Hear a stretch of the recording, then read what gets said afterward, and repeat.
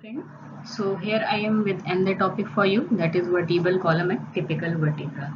In this part of our discussion we will see in short about the vertebral column. Then I will tell you about the typical vertebra, what are the anatomical features of a typical vertebra and how we can differentiate the different vertebra in different regions.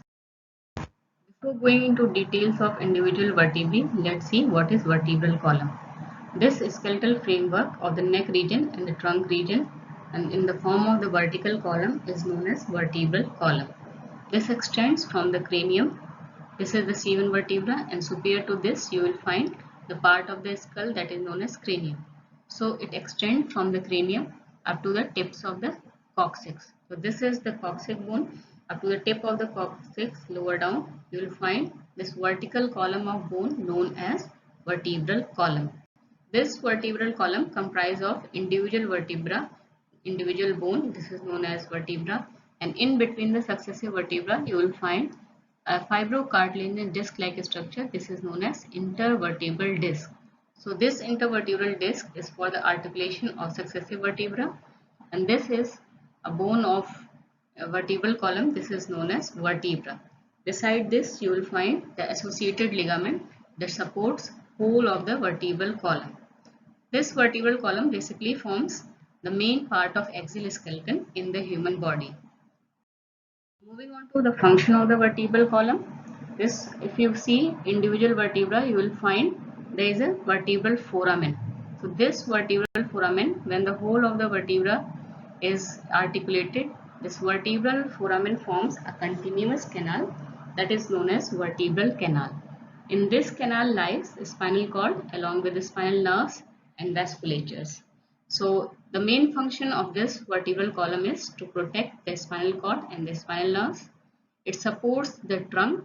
It transmits the body weight. The whole of the body weight it transmitted through this vertebral column. Then from the sacral vertebra it moves onto the pelvic bone and then to the lower limb.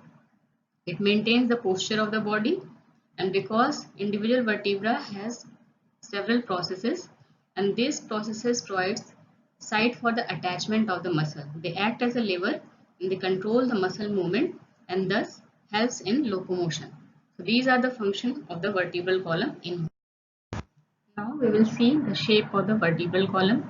If we see the vertebral column from its anterior aspect or the posterior aspect, we will find that it seems to be vertically straight. But if we see the vertebral column in the sagittal plane or from its side, you will find certain bends in the vertebral column such that if it is present in the cervical region, this bend is known as cervical curvature. In the thoracic region, this is known as thoracic curvature. In lumbar region, this is known as lumbar curvature. And if this curvature is present in the pelvic region, this is known as pelvic or the sacral curvature. So in an adult vertebral column, you will find four bends in the vertebral column, and these vertebral bends they changes during the different part of the life. So in general, we have four bends in the vertebral column, and these four bends makes the vertebral column in slightly S-shaped structure. So it is not in a straight line, it is slightly sigmoid, or you can say it is slightly S-shaped in shape structure. Now we will see the classification of the vertebral curvature. The vertebral curvature is classified into two forms. One is your primary curvature, the second one is your secondary curvature. So depending upon the time of appearance, they are described into primary curvature and the secondary curvature. If these curvature are present before birth, this comes under primary curvature, and if it develops after birth, this comes under secondary curvature. So we know that in fetal life, the fetus acquired a flexed position. So is the case of the spine. So in this image, you can see this thoracic curvature and the pelvic curvature is already present in the fetus and they comes under the primary curvature. You can see here this thoracic curvature is convex dorsally, and similar is the case with the pelvic curvature or the sacral curvature that is also convex dorsally. So this dorsal convexity is given a term known as kyphosis. In later part of the life, when the child starts neck holding, the cervical curvature appears, which is convex anteriorly. This anterior convexity is given a term known as lordosis. Further, when the child starts moving, starts walking, and the bipedal gait is established, this lumbar curvature is appearing, and this is convex anteriorly. This anterior convexity of the lumbar curvature is known as lordosis. So we are seeing here there is cervical curvature and the lumbar curvature that is convex anteriorly. They appears in later part of the life. This comes under the secondary curvature, while the thoracic curvature and the pelvic curvature, they are present in fetal life and they are categorized into the primary curvature. These curvatures are clinically very significant because we will see there are several disorders related to these curvatures. Like in some pathological condition, this kyphotic condition is increased, while in certain other pathological condition, this lordosis of the cervical or the lumbar region is increased. Beside this, you will find another disorder of the curvature that is known as scoliosis. So this is very important as a clinician. Now moving on to the anterior aspect of the vertebral column. If we see the vertebral column from its anterior side, you will find this is comprised of the body of the vertebra, and in between the body of the vertebra you will find a fibrocartilaginous disc. This is known as intervertebral disc. This intervertebral disc is basically for the articulation of the vertebra and forms the vertebral column. This anterior aspect of the vertebral column forms various important landmarks such that at the T1 level we define the inlet of the thorax, while the T8 level, T10 level and thoracic 12 level we define the various openings of the diaphragm.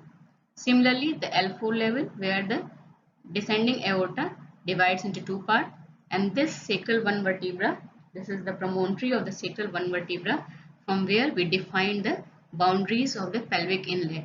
Beside this, we also define the position and the location of the various viscera through this anterior aspect of the vertebral column. So this is very important for the marking of surface marking or the marking of the various viscera and the different openings in the body of the.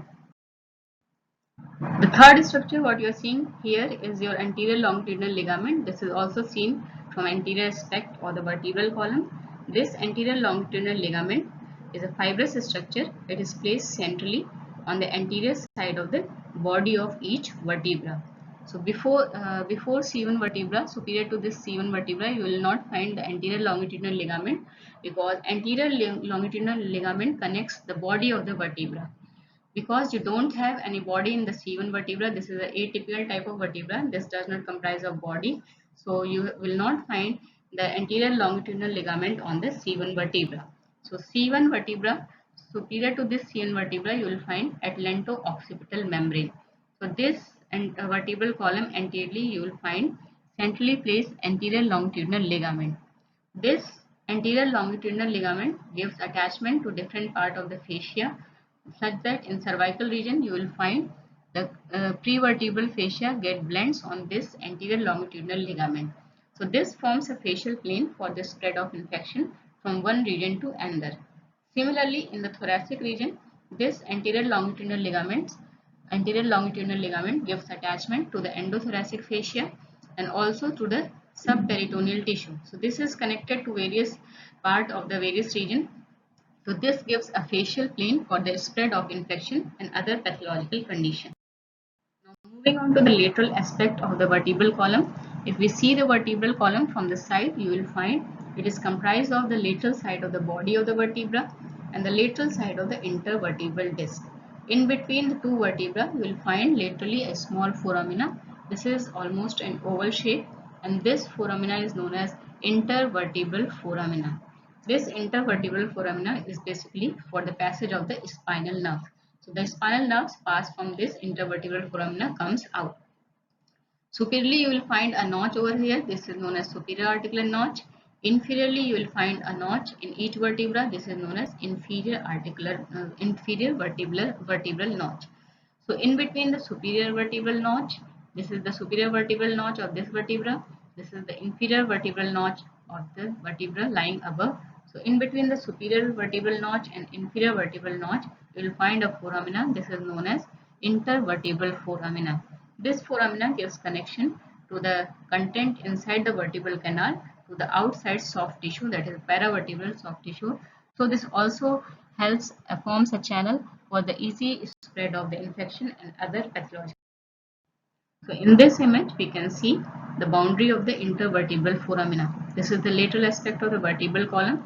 Here you can see the intervertebral foramina. This is formed superiorly by the inferior vertebral notch, inferiorly by the superior vertebral notch, anteriorly it is formed by the part of the body and the intervertebral disc, while posteriorly it is formed by the capsule of the facet joint. In typical vertebra, in every vertebra, you will find the superior articular facet and the inferior articular facet. In between the superior articular facet of one vertebra and the vertebra lying below, you will find a joint that is known as facet joint. So this joint is covered by the capsule. This is known as capsule of the facet joint. The posterior boundary of this intervertebral foramina is formed by the capsule of the facet joint. This is the boundary of the intervertebral foramina, and this foramina is basically meant for the passage of the spinal nerves, and because it connects the internal of the vertebral canal to outside the paravertebral tissue, so it also acts as a channel for the spread of infection, tumors, etc. If we see the vertebral column from its posterior side, we will find the bony part, the lamina. This red arrow is showing the bony part of the vertebra. This is known as lamina. And in midline, the lamina fuse and form a process. This is known as spinous process. So these two bony elements, what you are seeing from the posterior aspect of the vertebral column is one is your lamina, second is your spinous process. Beside this, you will find the superior articular facet and the inferior articular facet. So from the posterior side, you can see the superior articular facet, the inferior articular facet, the facet joint, and various ligaments that connects the individual vertebra. Like we have ligamentum flava, we have supraspinous ligament connecting the superior surface of the spinous process, we have interspinous ligament. So all these ligament you can see from the posterior aspect of the vertebral column. This whole of the posterior aspect of the vertebral column is giving attachment to the deep muscles of the back. This is covered by the deep muscles of the whole vertebral column comprised of individual vertebra. This is known as vertebrae. This individual bone of the vertebral column is known as vertebrae. And these vertebrae, the usual number of these vertebrae are 33, 7 in the cervical region, 12 in the thoracic region. You will find 5 lumbar vertebra in lumbar region. You will find 5 sacral vertebra that get fused to form a single sacrum. You will find 4 coccygeal vertebra that fuse to form a single coccyx. Thus in total we have 33 vertebra, and these vertebra forms a vertical column of bone that is known as vertebral column. This number may vary, but usual number of this vertebra in a vertebral column is 30. Now let's see what are the part of the typical vertebra. A typical vertebra comprises of 3 parts.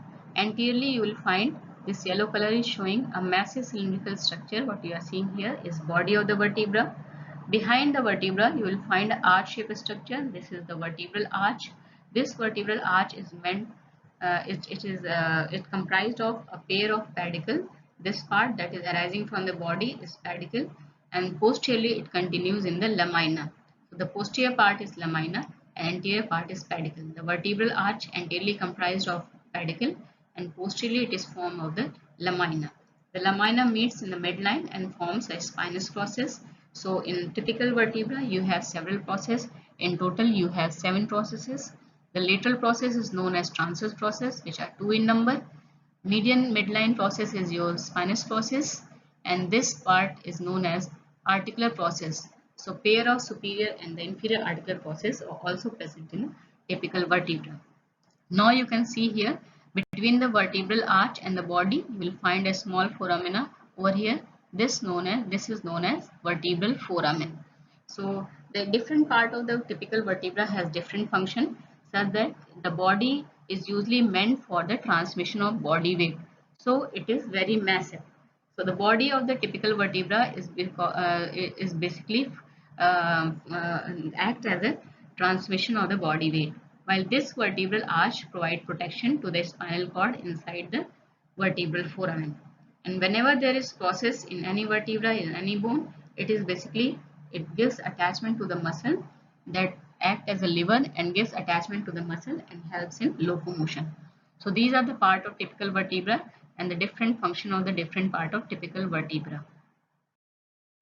Now, how will you keep the vertebra in normal anatomical position? First, you have to identify the parts. Then, you have to keep the vertebra in such a position that the part lying anterior will lie anterior, the parts lying posterior should face posteriorly. So, this is the body of the lumbar vertebra, and body of typical vertebra will always faces anteriorly. So, the body will always lies anteriorly, while this median process, the single median process, will face posteriorly. So you have to keep the vertebra in such a position that body will always lies anteriorly and this spinous process will always lies posteriorly. So this spinous process facing posteriorly and somewhat inferiorly. So posteriorly and downward is the face in the direction of the spinous process, while this body lies anteriorly. Now coming on to the details of the vertebral body, this is the anterior aspect of the vertebral column where you can see the part. This is the vertebral body. This is massive, and gradually when we move down, this part become more massive. The size, shape and the proportion of the vertebral body changes as we move upward to downward, because the main function of the body is the body weight transmission. So it transmits the whole of the body weight. So gradually downward, the shape, size and proportion of this body and the body of the vertebra increases. From here, from L5 region, the body is transmitted to the sacral 1 vertebra, and from here it gets transmitted to the pelvic bone and then to the bone of the lower limb. So before sacral, downward to, so below this sacral vertebra, you will find the body is gradually get changes into smaller in size. The body reduces its size because the weight from the sacral 1 vertebra is getting transmitted onto the pelvic bone. So here the function of the vertebra is body of vertebra is not the body transmission of the weight. So the size, shape and proportion gradually reduces. Now coming on to the surfaces of the vertebral body. The vertebral body has superior surface, inferior surface, anterior surface and the posterior surface. The superior and the inferior surface have a cartilage. This is the hyaline cartilage. This red color area showing this is covered by the hyaline cartilage. While the anterior aspect you will find in the midline you have a ligament known as anterior longitudinal ligament. Similarly, on the posterior surface of the body you will find the posterior longitudinal ligament. So the anterior surface and the posterior surface of the body centrally you will find the anterior longitudinal ligament and the posterior longitudinal ligament respectively. The whole surface of the body, whether it is anterior surface, posterior surface or the lateral surface, you will find a lot of foramina, smaller foramina on this body. This is basically for the passage of the vessels. You will find a large foramina on the posterior aspect of the body, which is meant for the basivertebral veins. So these foramina, small foramina in the body of the in the body of the vertebrae is basically meant for the passage of the vessels. And if you find any large foramina on the posterior surface of the body, this is for the basivertebral. If we see the microscopic structure of a vertebra, it is comprised of both type of bone. On the periphery, you will find compact bone, while in the middle part, you will find the trabecular bone. So this part is showing the trabecular bone. There you will find the trabeculae. In between the trabeculae, you will find the bone marrow. So this acts as a hemopoietic organ. So the hemopoiesis occurs in the trabeculated part of the vertebral body throughout the life. So this peripheral part is of the made up of the compact bone, while this center part is made up of the trabecular bone. Because the vertebra comprise of both type of bone, the compact bone as well as the trabecular bone. Now coming on to the vertebral arch, I have told you behind the body you will have arch-shaped structure. This is known as vertebral arch. This is basically meant for the support of the spinal cord. So this vertebral arch comprised of a pair of pedicle that is arising from the body of the vertebra and a pair of lamina that is continuous with the pedicle. And in the midline, this lamina fuse to form a median spinous process. Now we will see the details of the pedicle. This is the body of the vertebra, typical vertebra. We are viewing the superior view of the typical vertebra. This is the body of the typical vertebra, and from the posterior and lateral side of the body you will find a small process over here, that is small stout cylindrical process arising from the posterior aspect of the body. This is known as pedicle. This pedicle projects posteriorly from the vertebral body and it is situated more toward the superior surface. So it forms a notch over here. This is known as superior vertebral notch. So here you will find a notch between the body and the pedicle superiorly. This is known as superior vertebral notch. Similarly, you will find an inferior vertebral notch between the pedicle and the body. The superior vertebral notch is shallower in comparison to the inferior vertebral notch between the pedicle and the body of the typical vertebrae. Now we will move on to the lamina. This broad flat plate of bone, what you are seeing here, is lamina. This is in continuous with the pedicle and this hole forms the vertebral arch. So there are paired lamina from both sides. They fuse in the midline and forms a median process known as spinous process. This lamina, besides providing attachment to different muscle, it also provide attachment to the ligament. One of the ligament known as ligamentum flava is attached on this lamina. Sometimes there is defect in the lamina and this forms various disorders like spina bifida. So the defect in the lamina may present with different pathological condition. I will explain you in later part of the slide. Now coming on to the structure known as vertebral foramina. I have told you that individual vertebra has a foramen between the vertebral arch and the body. This is known as vertebral foramen. When this vertebra is articulated and forms a vertebral column, so this foramen also continues as a vertebral canal. So this individual foramen of the vertebra, that is vertebral foramen, they continue as a vertebral canal in an articulated vertebral column. So it contains the spinal cord, the root of the spinal nerve, along with meninges, some fat, and the vessel. So here lies this is the passage. This whole passage is known as vertebral canal. In this vertebral canal, there lies the spinal cord along with the root of the spinal nerves, its meninges, vessels, and the. Now I have told you about the vertebral notch. So this is the lateral aspect of the vertebral column. Here you are seeing the vertebra. The vertebra, there are rising the pedicle. In between the pedicle and the vertebral body, you will find superiorly a notch known as superior vertebral notch. Similarly, inferiorly, you will find between the pedicle and the body, you will find second notch. This is known as inferior vertebral notch. The superior vertebral notch of one vertebra and the inferior vertebral notch of vertebra situated superiorly will form a foramen on the lateral side. This is known as intervertebral foramina. From this intervertebral foramina, there emerges the spinal nerves and also connects inside of the vertebral canal to outside the paravertebral tissue and act as a channel for the spread of infection. Beside this, the dorsal root ganglion or the spinal nerve lies over here. So it also accommodates the dorsal root of ganglion. Now, the boundaries of the intervertebral foramina, I have told you, superiorly it is formed by the inferior vertebral notch, inferiorly it is formed by the superior vertebral notch, on anterior aspect it is formed by the body and the intervertebral disc, posteriorly between the inferior articular process and superior articular process, you will find a joint over here. This is known as facet joint, and this facet joint has a capsule. The capsule of this facet joint forms the posterior boundary of this intervertebral foramina, and this intervertebral foramina is basically meant for the passage of the spinal nerves and also accommodate the dorsal root ganglion. It connects the internal or the vertebral canal to outside paravertebral tissue, and then it acts as a channel for the spread of infection and another pathology. Now moving on to the different processes of a typical vertebra.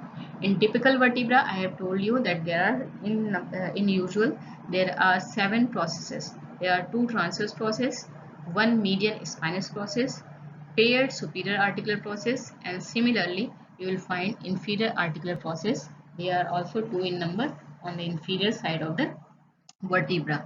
So there are in total 7 processes. The transverse process 2 in number, the superior articular process they are also 2 in number, the inferior articular process they are paired, and single median spinous process. Whenever this is present in any vertebra, this is basically for the attachment of the muscle and the ligament. They act as a lever and facilitate the muscle movement.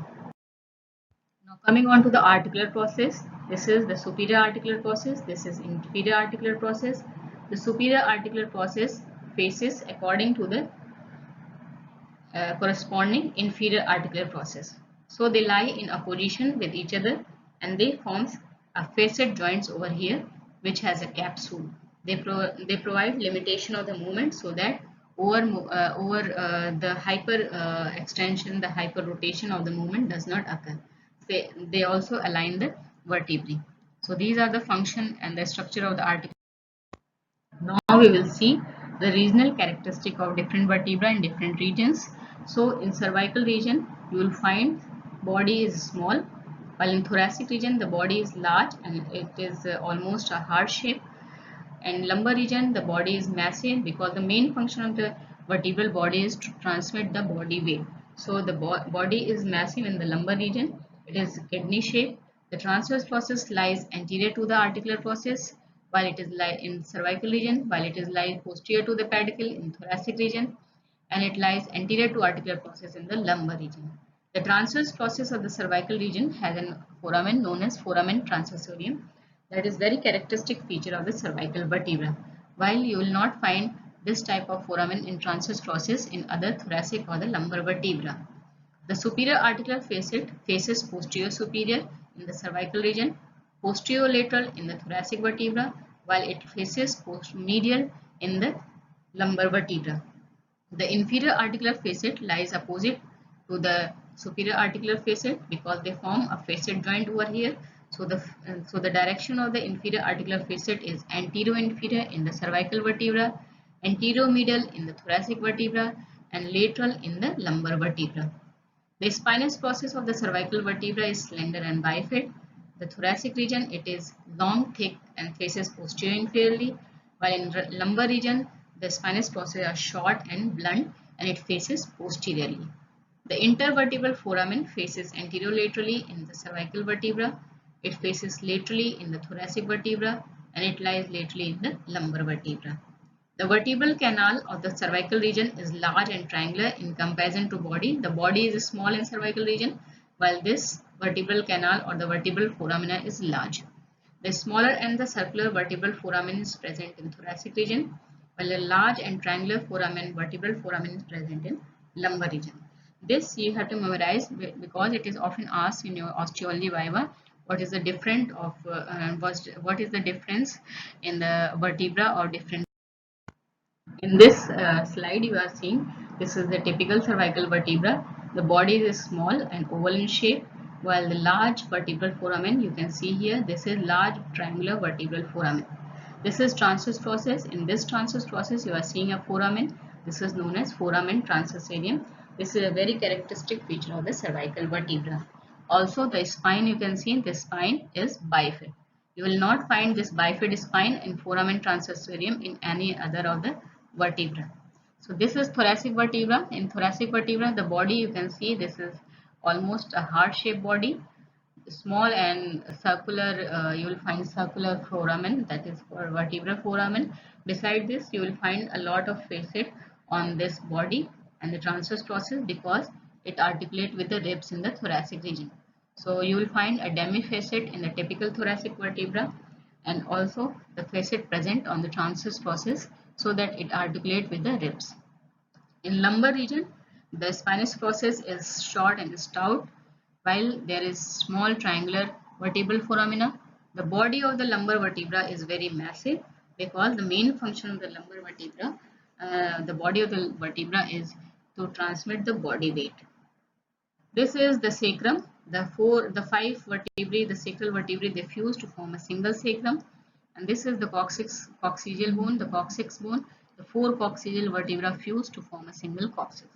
So in this diagram, you can understand what are the differences in different typical vertebra or different regions.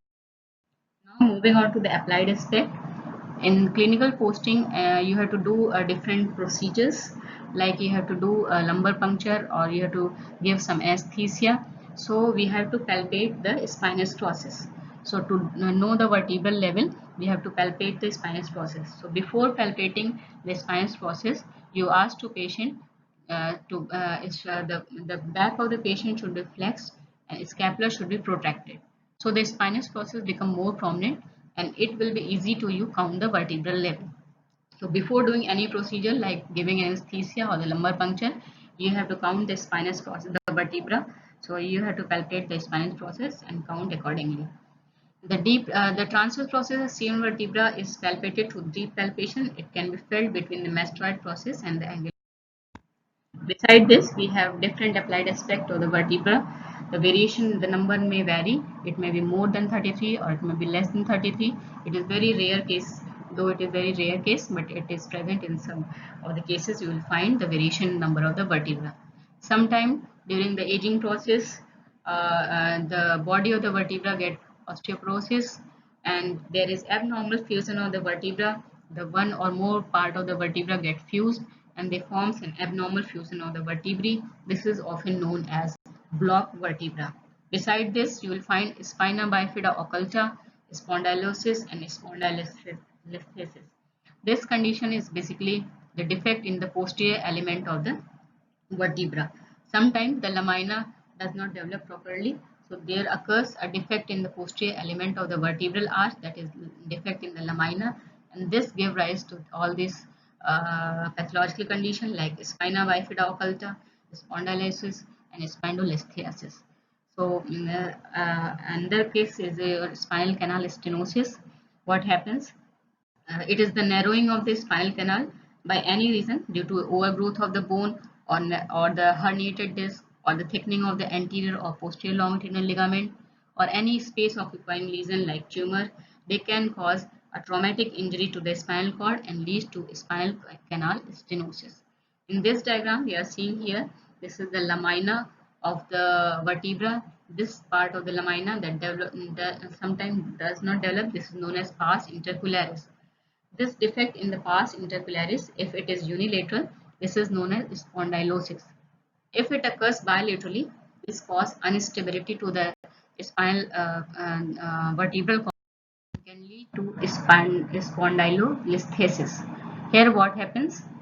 This vertebral column becomes unstable and it moves anteriorly due to the pressure effect. This the upward part comes anteriorly, and this shift of the part of the vertebral column is known as spondylolisthesis due to instability of the vertebral column because the lamina of both sides does not develop. So the part of the vertebral column superior to the undeveloped lamina it comes anteriorly and this becomes very unstable. This condition is known as spondylolisthesis. Now, one surgical procedure what we do to relieve the pressure inside the vertebral canal is known as laminectomy. By any reason, if the pressure inside the vertebral canal is increased, this causes compression on the spinal cord. This causes the nerve root compression. So the patient usually present with pain or the paresthesia or the paraplegia or the different sensory or the motor defects. So we do what we do. This is basically a decompression surgery. What we do, we cut the lamina and relieve the pressure from inside. So and thus we relieve the patient from all of the symptoms. So I keep this slide for my MBBS student just to ask what they have learned all through this class. So if you can see, you can pause the video, and otherwise I will explain it to you by myself. This process is the median process. This is anterior side and this is the posterior side. This process what you are seeing here is the spinous process. This is the body of typical vertebra. This is pedicle arising from the body. This part is the pedicle. Posteriorly, this pedicle continues as a lamina. So this lamina fuse in the midline and forming this is the spinous process. From the body, you will find this is the several lateral processes. This is the transverse process, and you will find the superior articular process, the inferior articular process. These processes forms the facet joint. So this is class.